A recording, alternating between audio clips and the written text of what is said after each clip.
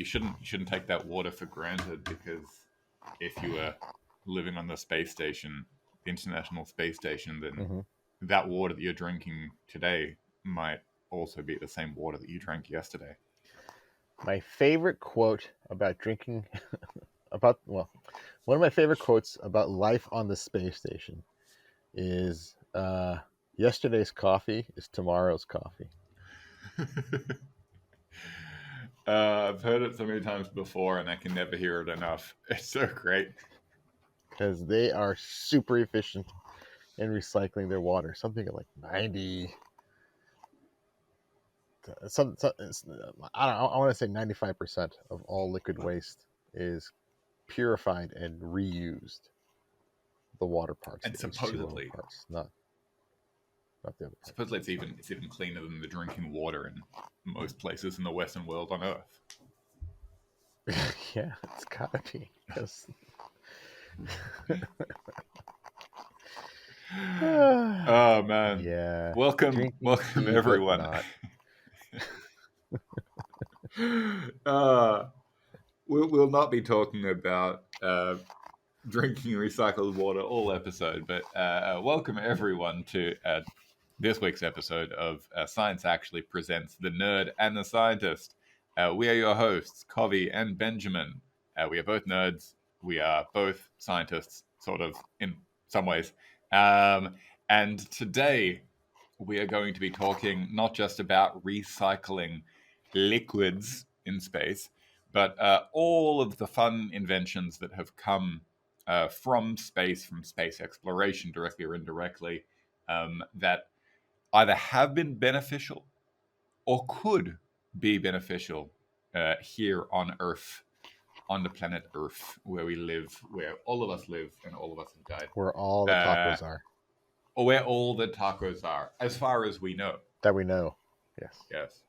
There could be a planet out there that is just all tacos, as far as the eye can see. But that would tacos be in all the way down. Different salsa system. Solar system. Tacos aside, science and space exploration has given us so many things that we're probably using right now as you're listening to this show. Right now. Like, let's just not pretend that you didn't download this podcast from a satellite, because you did. And we know.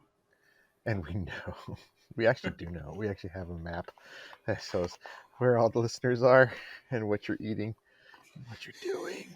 But yeah, space exploration specifically has given us a great many such simple tools that we use in day-to-day life were once originally, wouldn't it be awesome if we had this piece of technology to help us explore or study something far away? And I'm gonna kick us off, because this is one of I think the funniest ones is the dust buster. This is one of my favorite things that many of us have in our homes, and we don't pay it a second thought, and we get annoyed with it when the filter's dirty and blah blah blah blah blah blah blah blah blah. But NASA first approached Black & Decker in the 60s to help them develop a lightweight device that would quickly and easily suck up samples from the lunar surface. That's the moon, people. What? And then help it get into a bag and bring it back down to Earth. And that's beautiful, because something that we needed, a vacuum in space that would help scoop up things if you got it close enough, didn't really work on the moon. But thanks to the work that they did develop a lightweight, handheld thing that would suck up dust from the ground and other crevices here and there that we use today to bust dust. It was first released in 1979. Yeah. You're telling me that the first portable vacuum cleaner was developed for the moon, but it was not used on the moon because this vacuum cleaner did not work in a vacuum. That would suck. But it didn't, apparently. It didn't suck. It didn't suck, and that's why it sucked, because the vacuum didn't vacuum in a vacuum. Yeah, the vacuum is to We're vacuum in going the down this vacuum great. because otherwise it sucks, but it didn't suck, so it sucked. Yeah. Good. Actually, I'm glad we clarified I that. did a little reading about it. In vacuum chamber tests here on Earth, there were some small successes in how the lunar version of a dustbuster would work, provided you could kind of get close enough and have like a big enough scoop, but it wasn't practical.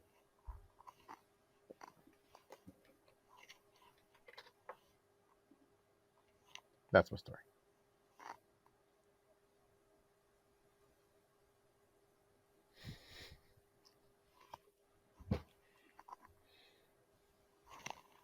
You did a reading about it, and Was that me or you? Or what both did of us? you find in your reading? Uh-oh. I have work to do.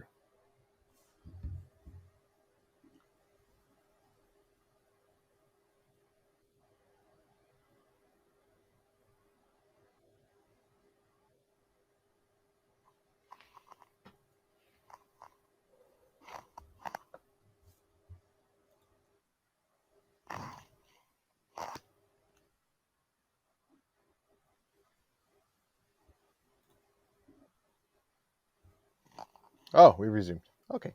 Sorry, everyone. We had a little bit of technical glitch just now. But what I was saying about the Dustbuster is that there were some kind of successes in testing in a vacuum chamber here on Earth with a Dustbuster given synthetic lunar regolith, whatever. Something to do with a large scoop and a close enough proximity to the dirt, but eventually it was just simpler to just use a clamp to just pick up rocks. Interesting. But And the the Pooper concept was Scooper as sound well? in a Was place the where Pooper there was Scooper an originally atmosphere, developed for and the lunar hence in surface? 1979 we've had Dustbusters. Interesting.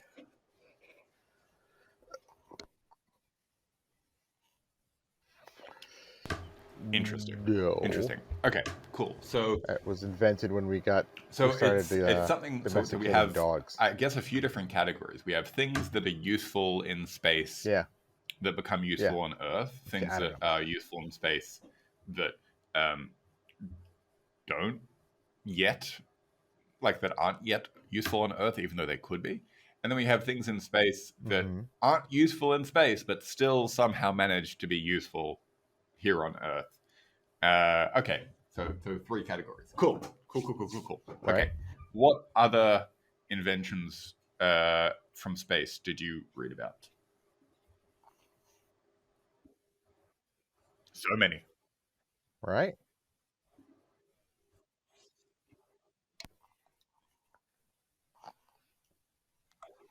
So many. Well, when you mentioned all those different categories, things that aren't useful here on Earth but are useful in space and then work their way down, this one is actually fascinating. I found No with way. solar panels. First of all, did you know the first solar panel was invented functioning in 1883? Yes, the first solar panel was invented in 1883, and it worked, but incredibly poorly. Very low efficiency. 1% efficiency of the light striking the solar panel, and they were very big and they were very heavy, and but it was proven that it worked, but there wasn't a lot of interest in it in most science and engineering and technology circles because okay, you've proven that if you make this big enough shiny thing, you can get a little bit of electricity in there, and that was in the 1880s. But in 1954, when sending things up to space was all the rage, you needed to send up batteries, which back then were big and heavy and took a lot of weight. And in 1954, NASA worked with Bell Labs and created a solar cell that was 6% efficient. Not very good, to be used here on Earth, but wonderfully good enough to be sent up into space. And they sent up in space a satellite called the Vanguard 1. The Vanguard 1 was launched in 1964, and it proved a whole bunch of different technologies. It was a first a rocket to be sent up in 3 stages: the booster, the middle, and then the final stage. That was a success. And it was the first solar-powered satellite, and it worked with a solar panel that got sometimes up to a 10% efficiency, which is still not really good today by standards that we would use it for. But for running a small little, transmitter that goes beep, beep, beep, it was perfect. And so they use it from there. And a little side note about Vanguard 1, it's still up there. It's still orbiting. What kind of altitude are we talking about? The orbit was so perfectly done, it's not going to be for another 200 years before it starts to decay and falls back, or the orbit starts to decay, which is great. I want to say 200 miles. I don't remember the kilometers, but it's up there. And then from there, NASA has really gone to town with solar cells because it's proven and it can only get better. And now we have the International Space Station, and quite possibly the most prominent feature of the International Space Station are these 8 just massive wings, I guess you could say, of solar panels that just gather so much energy that's more than enough to keep the lights on and all the machines running for the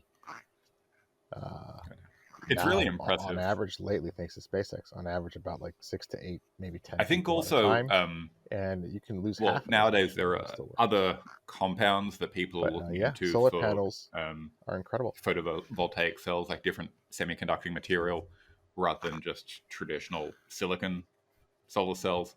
But as far as I know, I think the originator of these monocrystalline, basically like when you have a solar cell that's produced of silicon that's made in this kind of single crystal silicon solar cell, that was originated by NASA, and I'm pretty sure those definitely became, I'm not sure if they still are, but for the longest time they were the dominant and most efficient form of solar cell, because of the way they're able to both capture and then transfer energy. It's pretty wild. But I think what's interesting is that we've gotten to the point where we've kind of come full circle.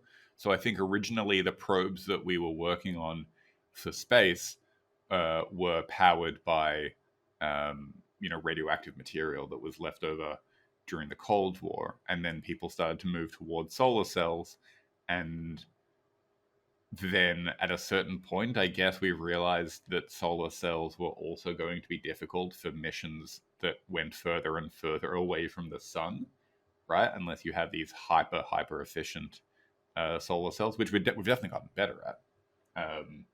But apparently now there is, for the first time in several decades, more plutonium being created by NASA in order to have an energy source for some of these deeper space probes. For satellites and stuff around Earth, solar is pretty much all you need, and I think it's incredible that we have the efficiency these days, thanks to NASA, to be able to run these relatively complex machines just based on solar cells.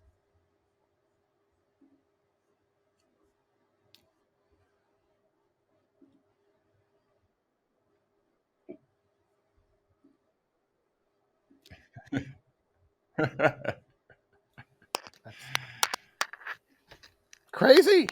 NASA. I think building an arsenal. Yeah, let's do a fun one for electricity. Want a fun one? What? Go for it. All right, do a fun one. A swimsuit.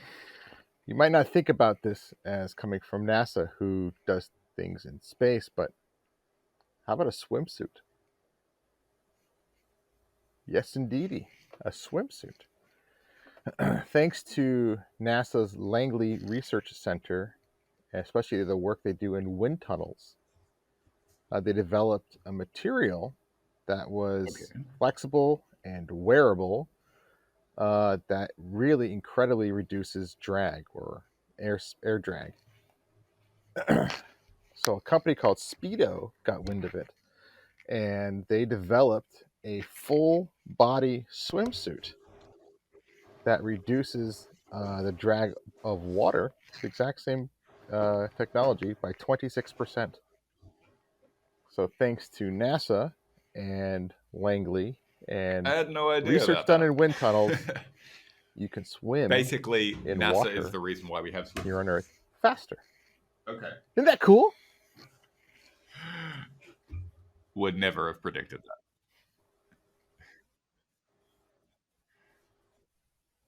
that. Yeah, it's everywhere. Very nice. I I think one know. of the Speedo. I will go out and wear a one of the Speedo now. interesting and I like won't super look good, useful but ones is I'm representing um science. well, I didn't realize until recently. You know how you'll see people I'm not I can wear a Speedo. either if they're like rescued from the ocean or they're at risk of hypothermia or in some sort of medical situation after a traumatic event where they're trying to control their temperature and help somebody calm down. um, those kind of like metallic blankets that people have, um, those metallic blankets actually Mm-hmm. they were developed by NASA in the 60s. Right. I think originally they were used as this kind of reflective insulating material. If you look back at the original Apollo moonlanders, you'll see them on the outside, kind of like gold, shiny foil type thing. But those have become incredibly useful. I mean, like even you'll see marathon runners using them just to avoid sharp changes in temperature and stuff.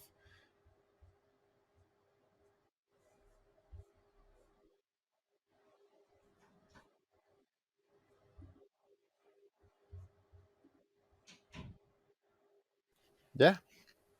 They were originally invented for Yeah.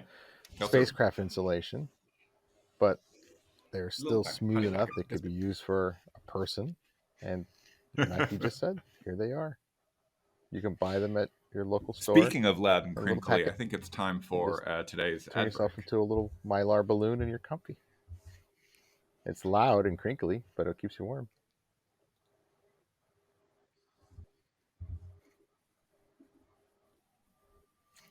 I got one. Get ready for a taste sensation like no other. Introducing the solar powered ice cream cone. That's right. What? With these miraculous ice cream cones, your ice cream stays frosty even under the blazing sun. No more melted mess, just pure icy bliss. And guess what? You'll be doing your part for the planet too. So what are you waiting for? Grab yourself a solar I powered love it. cone I also today love and how let the it's sun do the reminding me chilling. of Solar powered the ice cream interview cones, that we the did with coolest Demos treat in any about carnival. maintaining the temperature, right? That you have to have a thermally insulated ice cream.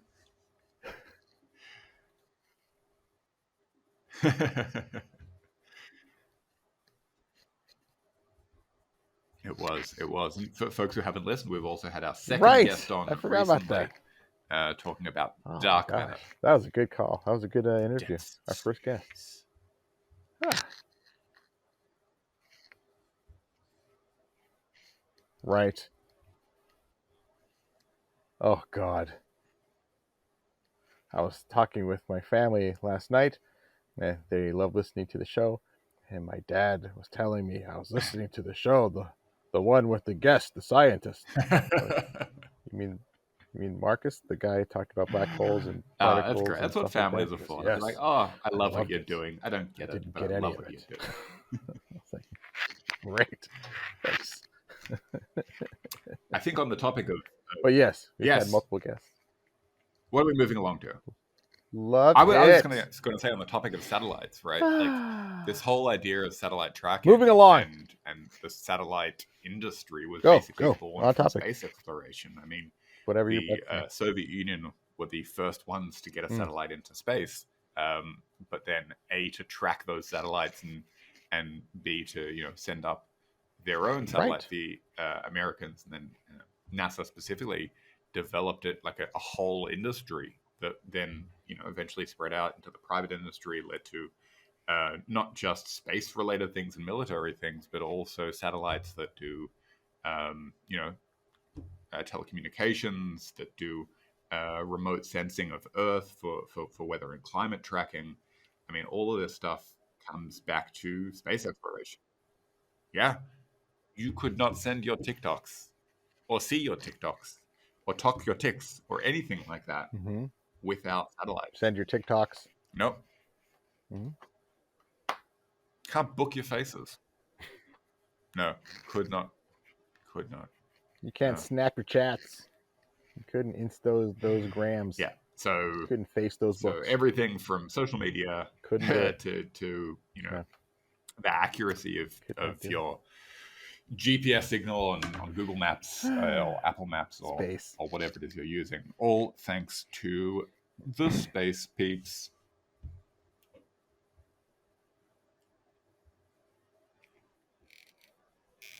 What are they giving us? Space peeps. You know what the space peeps have given us? More specifically, firefighters. Those sort of The tongs. I thought you jaws meant the of tongs life. that you pick them up and you have to go Are you click click familiar with these every massive time you pick them up. tongs that can rip open a car to help get you out of a wreck?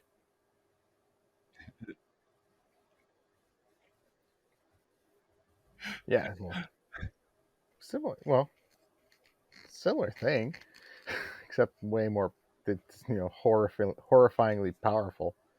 The jaws of life. I'm sure many of you have seen it being used by firemen or rescue workers trying to help, just rip open a car door to get, a crash victim out of the car.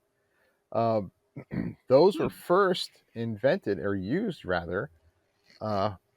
Here we go, by NASA for the space shuttle. When a space shuttle is needs to when you need to separate things from the space shuttle, be it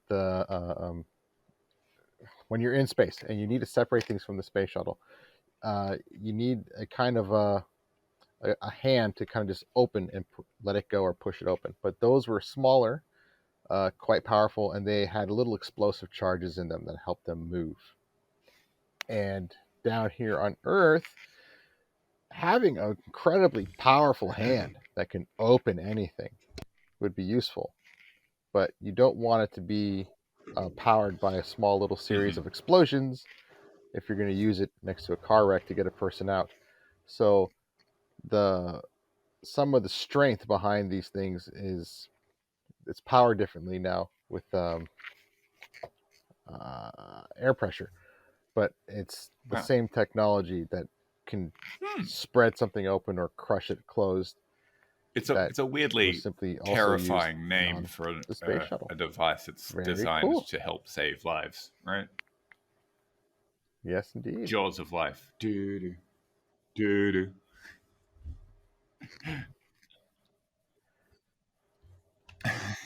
The jaws of life. Yeah, as you're like giving all these stuff, I'm like, not quite helping. And add in that it works with explosions. What is helping from NASA's what a happy technological thing. developments? Freeze drying, right? This whole idea of being able to preserve food and kind of concentrate and remove all the liquid. That was something that was perfected, and they did a ton of research, and that's all thanks to NASA for the Apollo missions. And nowadays, astronauts can have these incredibly delicious meals where basically all they have is a freeze-dried bag of whatever.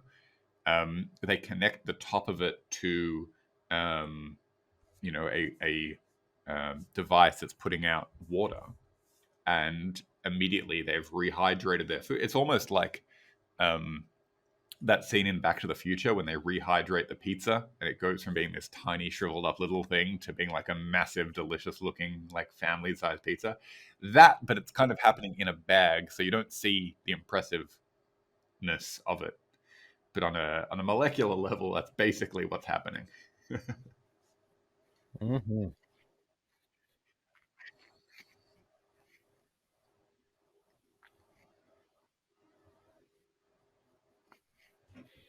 Yeah. And the best part about it, one little science Mm, little factoid about the freeze drying is that um, it retains 98% of the food's nutrients, which is like you if you're considering that interesting.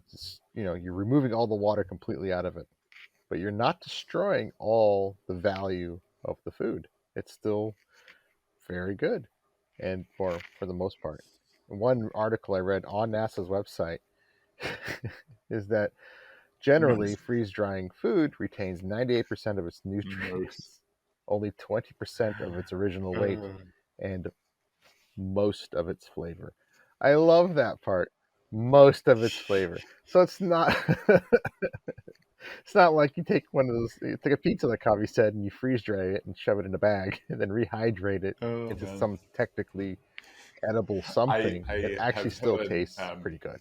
Not obviously I not think gourmet, I think but a couple of for NASA space, NASA pretty gosh darn astronauts that I've had the opportunity to meet have mentioned this um, good. Ah, NASA.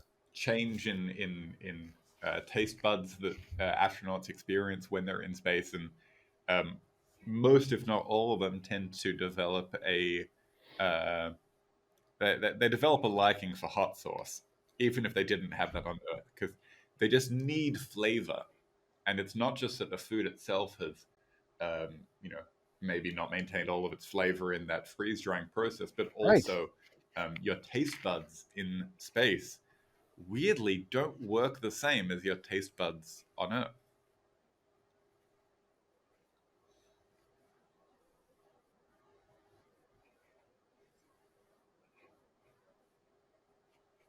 Right. You get a little when you're floating around in space, all the fluids inside your body and in your head start moving around a little differently than they would on Earth as well. So you are, whether you can feel it Mm, or not, in space, you develop, you're a little stuffy when you're floating around in space. You have a little bit of, it almost feels like you have a little bit of a head cold. And where for some people, when you have a cold, you don't taste your food as well because you're stuffed up. It's just a simple way of just the way your head works. So hot sauce, even if you have a stuffy head, hot spicy, sauce always good stuff. manages to I think power through. I think the And so spiciest people up thing in space that add hot people sauce think to pretty about much when anything. I well, love it. I think it's a spicy topic. It's not I physically see. spicy, but I think it's a point of contention that people often talk about the silliest NASA Ooh, invention, and it's a bit of an apocryphal story. I'm not sure if you've heard it. That people say that NASA spent millions of dollars and over a decade trying to develop a writing implement for space. You've heard this story.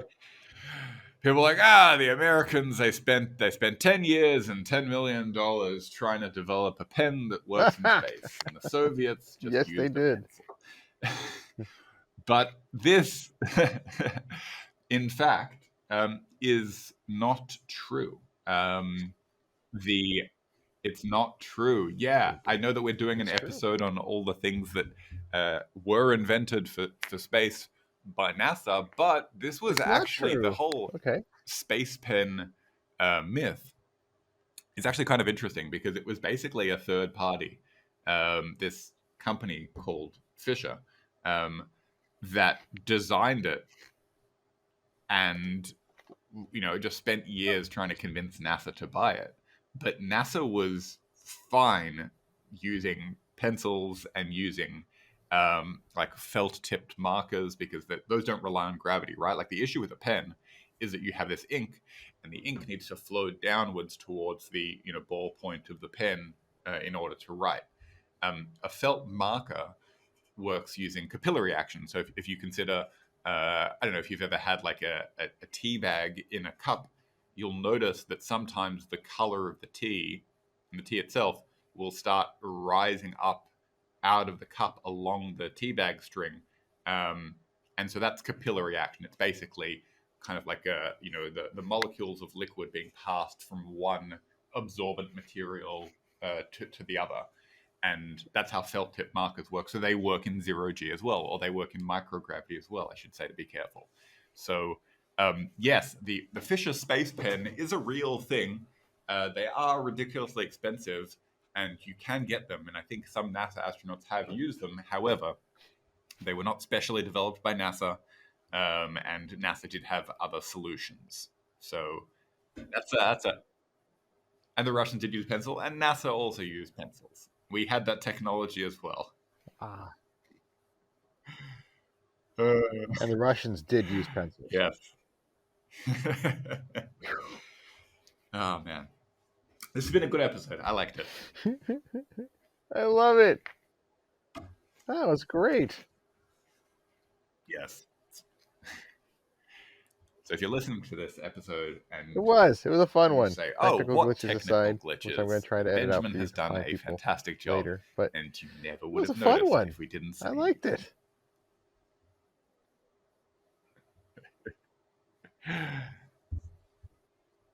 What? Never would have we are seen good. it coming. I think so. Really? We are good, and our This guests are good, and we're masterpiece looking had a forward to having some problem? good guests coming on the show soon. These If guys you, are good. our listeners, and our watchers now, because I know that we're on the TikTok, if you have suggestions or recommendations for any fun, nerdy guests or science guests that we should have on the show, send us an email, drop us a message, tweet us a tweet, or skeet us a skeet on Blue Sky or wherever it is that you follow us. Let us know. Yeah. Just throw some talk at us. Let us know. Yeah, Benjamin. Take us a talk. Where would they reach me? That's a really good question, Benjamin. I would say the best place for them to reach me if somebody was trying to look let for you me know about a guest, all of where the would good they social reach media apps at Fun Fact Science. That is where you can find me. What about you, Benjamin? Where can the people find you?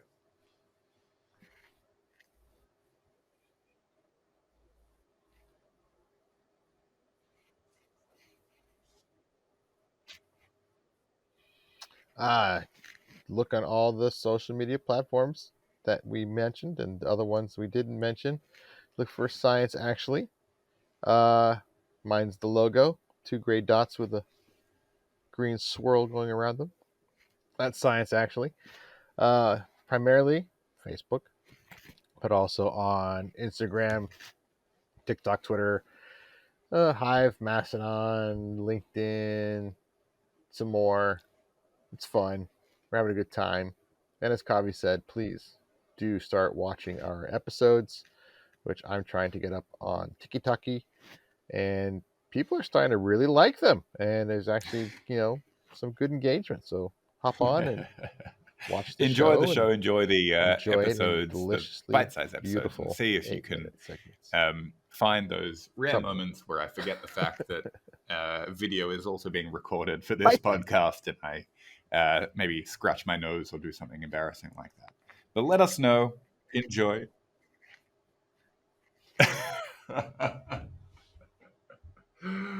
See if you can figure it out. Let us know what embarrassing thing you have picked up from our recordings. And we will see you and hear you, or you will hear us and see us on the next episode of Science Actually Presents The Nerd and the Scientist.